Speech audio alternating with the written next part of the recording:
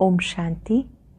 आज बाबा के 22 मार्च 2021 के साकार मधुर महावाक्य हैं। आज की मधुर मुरली में बाबा ने संगम युग की विशेषता बताई कि एक कल्याणकारी संगम युग है।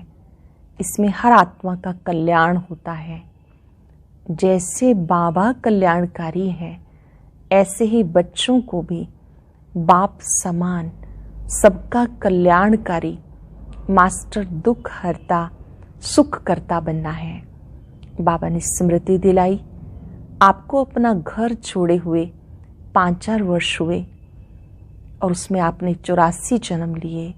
ये अंतिम जन्म है, वानप्रस्थ अवस्था है। फिर से पवित्र बनो, घर वापस चलो।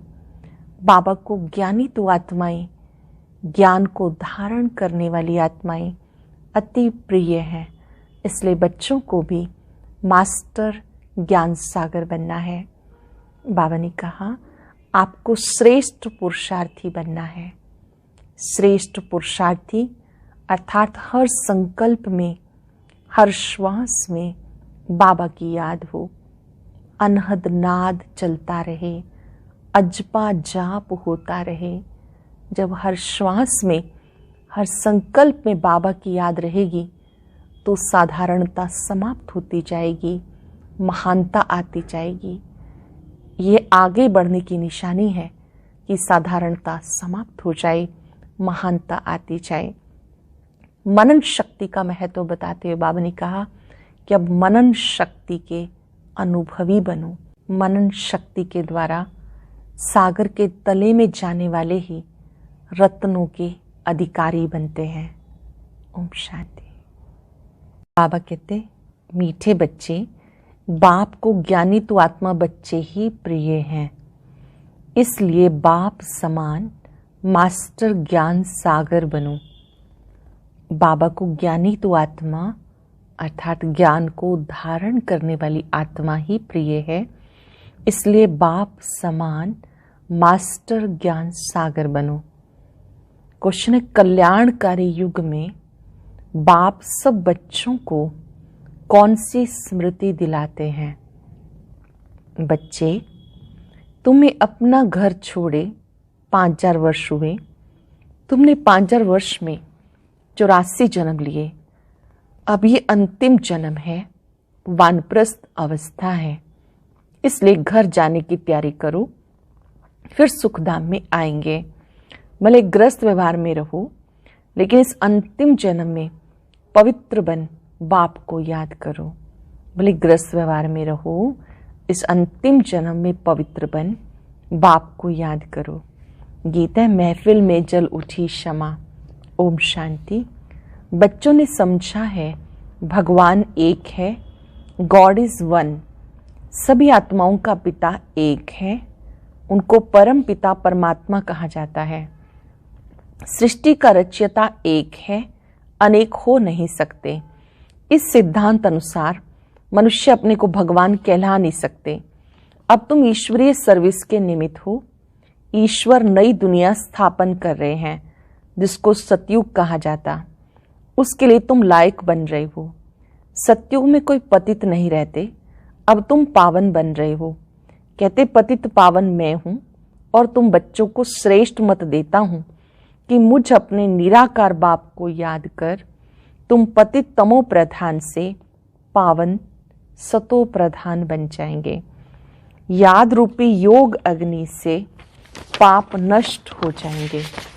साधु संतादि कह देते हैं ईश्वर सर्वव्यापी है। सिर्फ कहते भगवान एक है, एक तरफ तो कहते भगवान एक है, फिर यहाँ बहुत अपने को भगवान कहलाते हैं। श्री श्री 108 जगत गुरु कहलाते हैं। अब जगत का गुरु एक ही बाप है। सारे जगत को पावन बनाने वाला एक परमात्मा सारी दुनिया को लिबरेट करता है दुख से। वही दुख हरता सुख करता है। मनुष्यों को ये नहीं कहा जाता, किसी भी मनुष्य को दुख हरता सुख करता नहीं कहा जाता। ये भी तुम बच्चे समझते हो। यह पतित दुनिया, सब पतित हैं। पावन दुनिया में है यथा महाराजा महारानी तथा प्रजा। सतयुग में पूज्य महाराजा महारानी होते हैं, फिर भक्ति मार्ग में पुजारी बन जाते हैं। सतयुग में जो महाराजा महारानी हैं उनकी जब 2 कलाएं कम होती हैं तो राजा रानी कहा जाता है। जो महाराजा महारानी हैं जब 2 कलाएं कम हो जाती हैं, त्रेता युग आ जाता है, तो उन्हें राजा रानी कहते हैं। ये सब बातें डिटेल की हैं, नहीं तो 1 सेकंड में जीवन मुक्ति। बाबा समझाते भले ग्रस्त व्यवहार में रहो परंतु ये अंतिम जन्म पवित्र रहो। भले ग्रस्त व्यवहार में रहो लेकिन अंतिम जन्म पवित्र रहो। अब वानप्रस्थ अवस्था है, वानप्रस्थ व शांति धाम एक ही बात है। यहाँ आत्माएं ब्रह्म तत्व में रहती, जिसको ब्रह्मांड कहते हैं। वास्तव में आत्माएं कोई अंडे मिसल नहीं, आत्मा तो स्टार है। बाबा ने समझाया जो भी आत्माएं हैं इस ड्रामा में एक्टर्स हैं। जैसे एक्टर्स नाटक में ड्रेस बदलते हैं, भिन्न भिन्न पार्ट बजाते हैं, ये भी बेहद का नाटक है। अनुभव करेंगे संसार बेहद का नाटक है। हम आत्माएं पार्ट धारी हैं। शरीर रूपी ड्रेस लेकर हम अपना अपना अभिनय कर रही हैं। आत्माएं इस सृष्टि पर 5 तत्वों के बने हुए शरीर में प्रवेश कर पार्ट बजाती हैं। शुरू से लेकर परमात्मा और ब्रह्मा विष्णु शंकर सब एक्टर हैं। नाटक में भिन्न भिन्न प्रकार की ड्रेस मिलती है पार्ट बजाने के लिए। घर में आत्माएं सब शरीर के बिना रहती हैं। मूल वतन में आत्माएं बिना शरीर की रहती हैं। फिर जब 5 तत्वों का शरीर तैयार होता है तब उनमें प्रवेश करती हैं। 84 शरीर मिलते हैं तो नाम भी इतने बदलते हैं। आत्मा का नाम एक है। अब शिव बाबा है पतित पावन, उनको अपना शरीर नहीं है, शरीर का आधार लेना पड़ता है। शिव बाबा का अपना शरीर नहीं है, वो अजन्मा अकर्ता अभोगता है। लेकिन यहाँ पर हम सबको मिलने के लिए उनको ब्रह्मा तन का आधार लेना होता है। कहते मेरा नाम शिव ही है, भले पुराने शरीर में आता हूँ। उनके शरीर का नाम अपना है, उनका व्यक्त नाम है, फिर अव्यक्त नाम पड़ा। एक धर्म वाला दूसरे धर्म में जाता है तो नाम बदलता है। तुम भी शूद्र धर्म से बदल ब्राह्मण धर्म में आए हो तो नाम बदला है। तुम लिखते हो शिव बाबा थ्रू ब्रह्मा। शिव बाबा परम पिता परमात्मा है, उनका नाम नहीं बदलता। शिव बाबा ब्रह्मा द्वारा स्थापना करा रहे हैं आदि सनातन देवी देवता धर्म की, जो प्रायलोप हो गया। जो पावन पूज्य थे वही पतित पुजारी बनते हैं। 84 जन्म पूरे के फिर से देवी देवता धर्म स्थापन होता है। गाया हुआ है परम पिता परमात्मा आकर ब्रह्मा द्वारा फिर से स्थापना कराते हैं तो ब्राह्मण जरूर चाहिए। ब्रह्मा और ब्राह्मण कहाँ से आए? शिव बाबा आकर ब्रह्मा द्वारा एडॉप्ट करते हैं, कहते तुम हमारे हो। शिव बाबा ब्रह्मा तन में जब आते हैं, हम सबको अपना बनाते हैं तो क्या कहते हैं? तुम हमारे हो। शिव बाबा के तो बच्चे हो ही, फिर ब्रह्मा द्वारा पोत्रे हो जाते हो। पिता तो एक है सारी प्रजा का, इतने सब बच्चे कुमार कुमारियां हैं, उनको शिव बाबा ब्रह्मा द्वारा एडॉप्ट करते हैं। मनुष्यों को पता थोड़ा ही है। बाप आकर आदि सनातन देवी देवता धर्म स्थापन करते हैं। तो ऐसे नहीं कि नए सिर आते रहते हैं, जैसे दिखाते हैं प्रलय हुई, फिर पत्ते पर सागर में आया। अब ये तो सब कहानियां बनाई हुई हैं। ये वर्ल्ड की हिस्ट्री रिपीट होती रहती है। आत्मा अमर है और उसका पार्ट भी अमर है। पार्ट कभी घिसता नहीं। सतयुग में वही लक्ष्मी नारायण की सूर्यवंशी राजधानी चलती आई, कभी बदलती नहीं। नई दुनिया में नई दुनिया की नई नई बातें, हर एक को अविनाशी पार्ट मिला हुआ है। दुनिया ही नई से पुरानी, पुरानी से नई होती है। हर एक को अविनाशी पार्ट मिला हुआ है। बाबा कहते भक्ति मार्ग में भक्त जिस जिस भावना से भक्ति करते हैं वैसा साक्षात्कार कराता हूँ। कोई को हनुमान का, गणेश का भी साक्षात्कार कराता हूँ, उनकी वो शुभ भावना पूरी करता हूँ। ये भी ड्रामा में नूंद है। मनुष्य फिर समझते कि भगवान सब में है, इसलिए सर्वव्यापी कह देते हैं। भक्त माला भी है।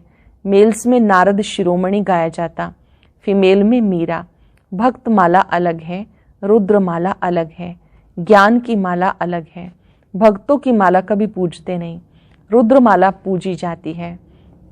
ऊपर में है फूल, फिर मेरू, फिर है बच्चे जो राजगद्दी पर बैठते हैं।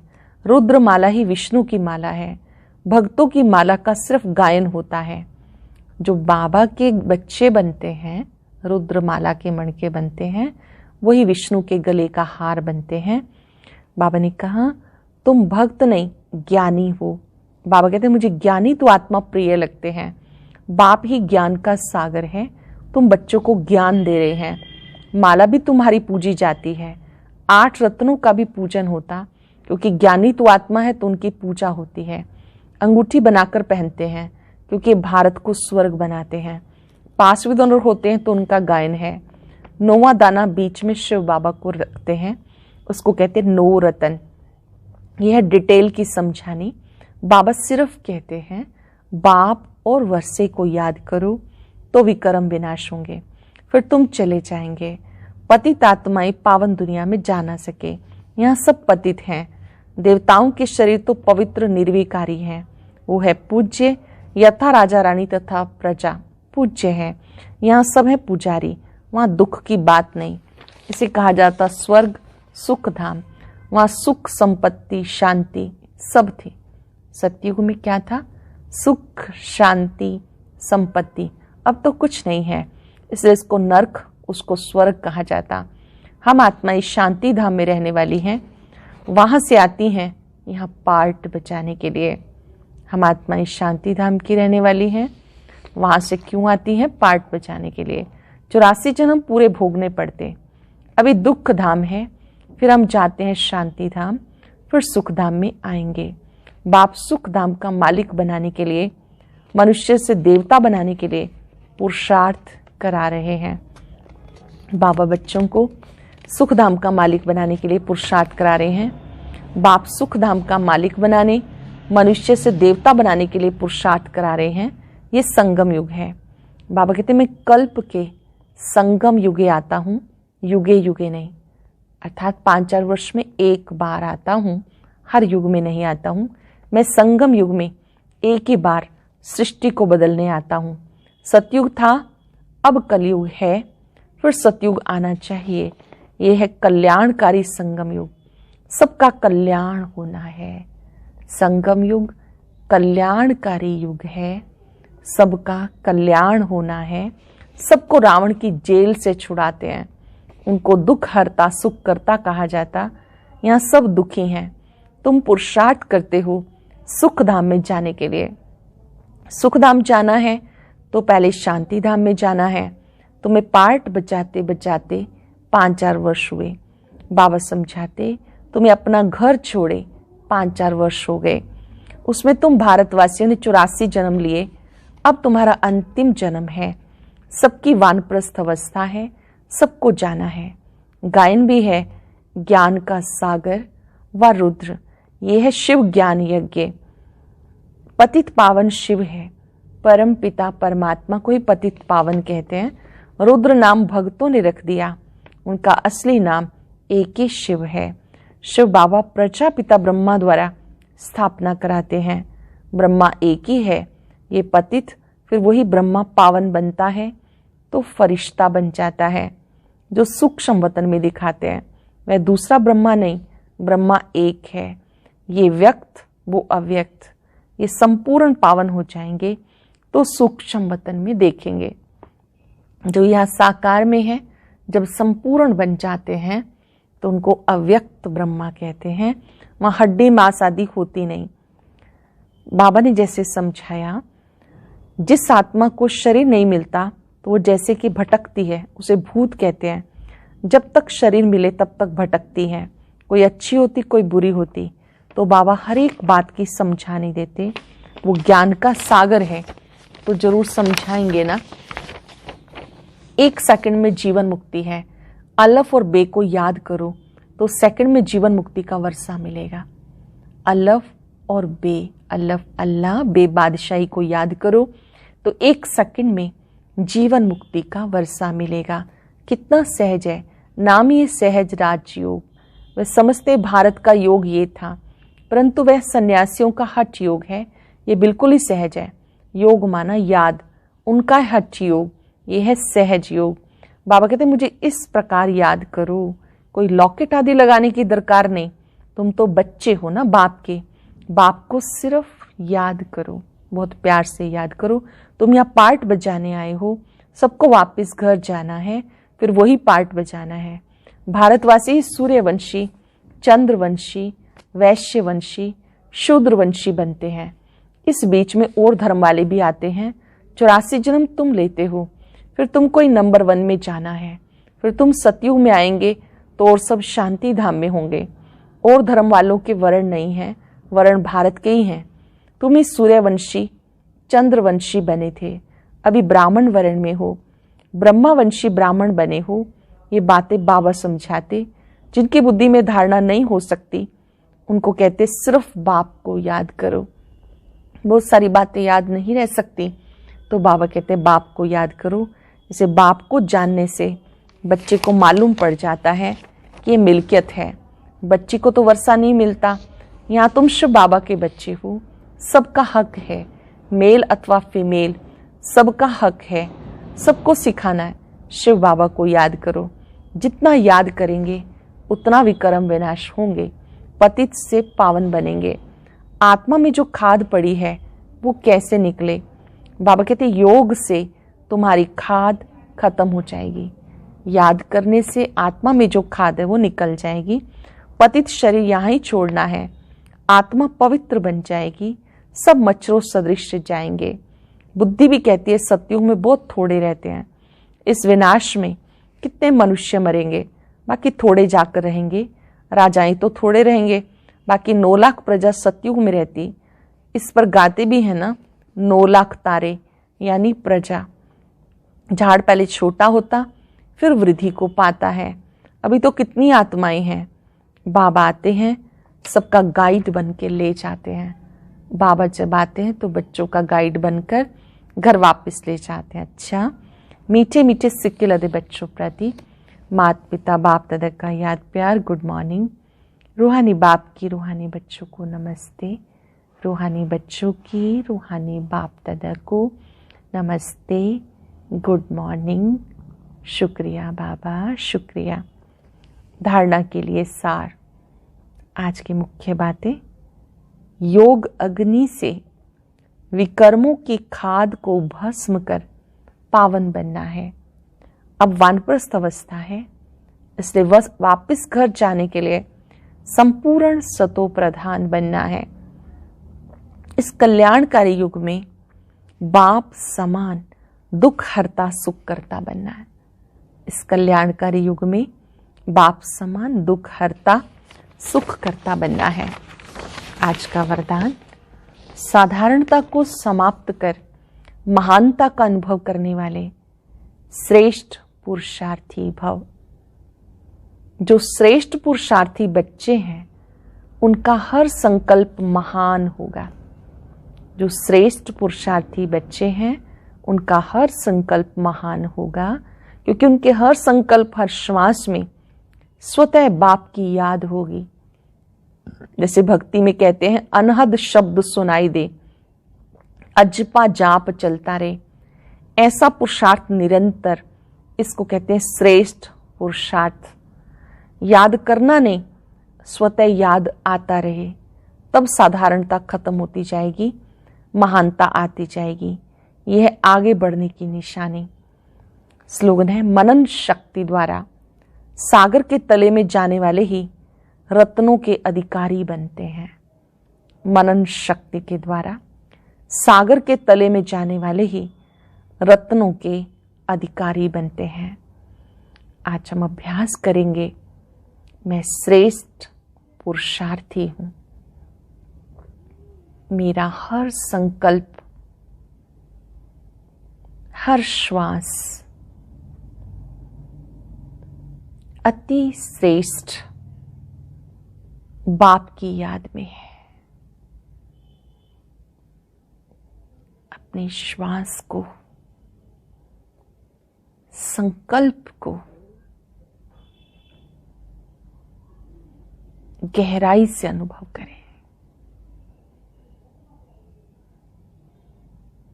मेरे हर श्वास में बाबा है, हर संकल्प में बाबा है।